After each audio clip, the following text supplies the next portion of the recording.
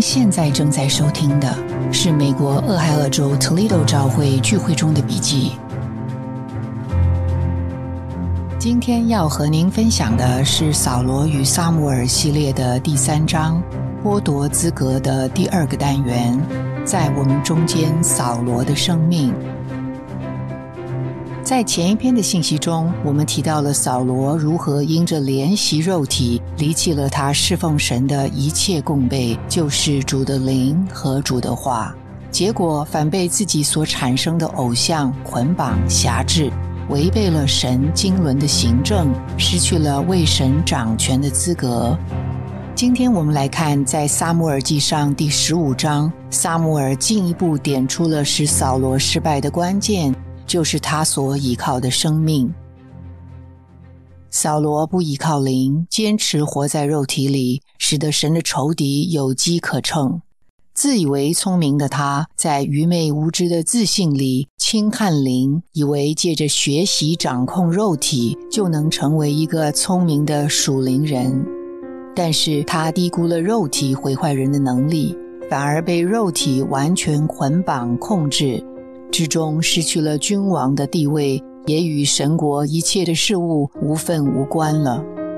然而对于扫罗所活的生命，我们常常精辟分析，高谈阔论，但我们若回到灵的深处，就要谦卑承认，扫罗其实离我们并不遥远。每当我们不运用灵，扫罗所倚靠的肉体就活跃于我们的教会生活中。活扫罗的生命，正是拦阻我们在国度生活中作王掌权的另一个致命的原因。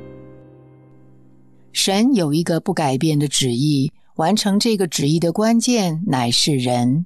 然而神的仇敌撒旦时时拦阻这个旨意，一直企图破坏这个计划里最重要的部分，就是人。就像马太福音12章所描述的，那个游荡的污灵寻找空虚之人做安歇之处，若找到了，就另带了7个比自己更恶的灵来一同进去。无独有偶的，在旧约中，以色列人在得着美地之前，也有7国占据美地，他们抵挡神，处处与神的子民作对，完全违背神的经纶。这也是撒母耳记上16章所描述的那来惊扰扫罗的恶灵。谁是那空虚之人呢？正是那些没有被神所充满的人，就是那些对灵和话没有主观经历，凭肉体而活的人。如果在教会生活中，我们不积极地活在灵中，被神充满，就注定要落入撒旦的手中，产生怀疑、抵挡、弃绝神的暗流。表面上我们也许一团和气，但里面却生了许多肉体的病，满了争竞、怨言和辩解。当我们不运用我们的灵，肉体就要立刻接管我们的生活，任何琐碎微小的事物都可能成为惊扰我们的原因，能让我们变得看不见生命的事物，听不见灵的声音，也说不出主的话了。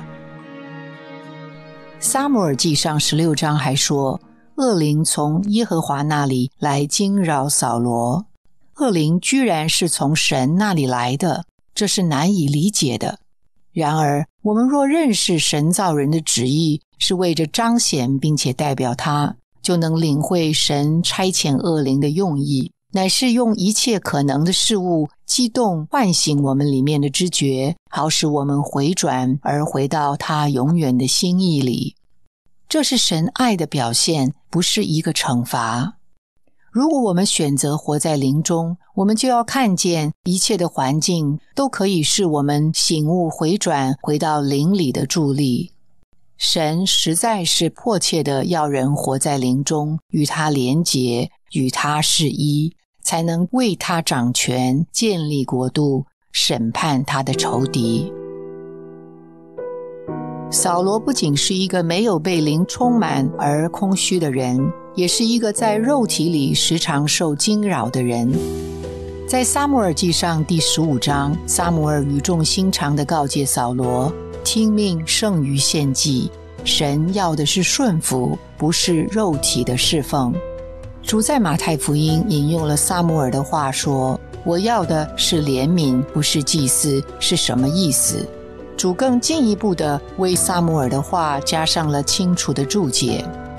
一个不懂得怜悯的人是不能顺服的，因为顺服正是经历神怜悯的结果。许多的信徒，尤其是那些外表看起来体面的，他们很难看见自己的罪，更不会承认他们需要主的怜悯。这样高傲自义的态度就壮大了肉体，压制了我们的灵，就要拦阻我们经历神的怜悯，不能蒙拯救，至终无份于神的国。这是一个严肃的问题。我们此刻的态度要决定我们如何度过我们的一生。让我们拒绝活扫罗的生命，绝对的向着神的话和他的工作。今天就是相信、顺服、被灵充满、与神同行的日子。感谢您的收听，希望您能从今天的信息中得到亮光和启示。你的点赞、留言、分享、转发是我们持续制作的动力。我们的网址是 thechurchintoledo.org。期待我们下次空中再会。